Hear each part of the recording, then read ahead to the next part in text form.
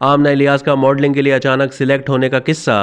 नामवर अदाकारा और मॉडल आमना इलियास का कहना है कि उन्होंने कभी सोचा भी नहीं था कि वो अदाकारा बनेंगी, फिर कैसे शोबिस की दुनिया में आ गईं।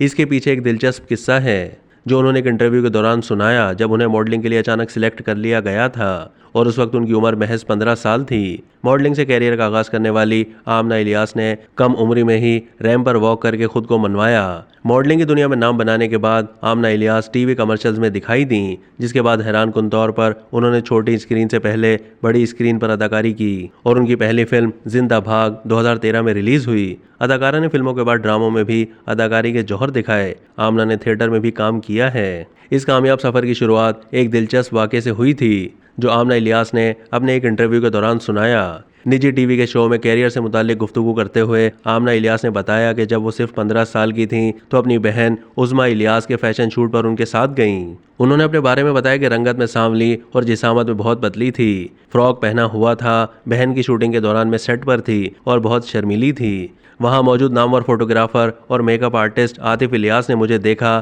तो उन्होंने मेरी कुछ खूबसूरत तस्वीरें बनाईं। आमना इलियास के मुताबिक उन्होंने वो तस्वीरें अपनी वालदा को दिखाईं और फिर उन्हीं की इजाज़त के बाद मॉडलिंग शुरू की। अदाकारा ने बताया कि बतौर मॉडल उन्होंने पहला शूट नामवर मैगजीन शी के लिए किया था। याद रहे कि आमना इलियास की अब तक की आखिरी फिल्म बाजी थी जो 2019 में रिलीज हुई थी, जबकि टीवी पर उन्होंने आखिरी बार 2017 में काम किया था। अब तक के लिए इतना ही। मज़ीद मालूमात के लिए डेली जंग के यूट्यूब चैनल को सब्सक्राइब कीजिए।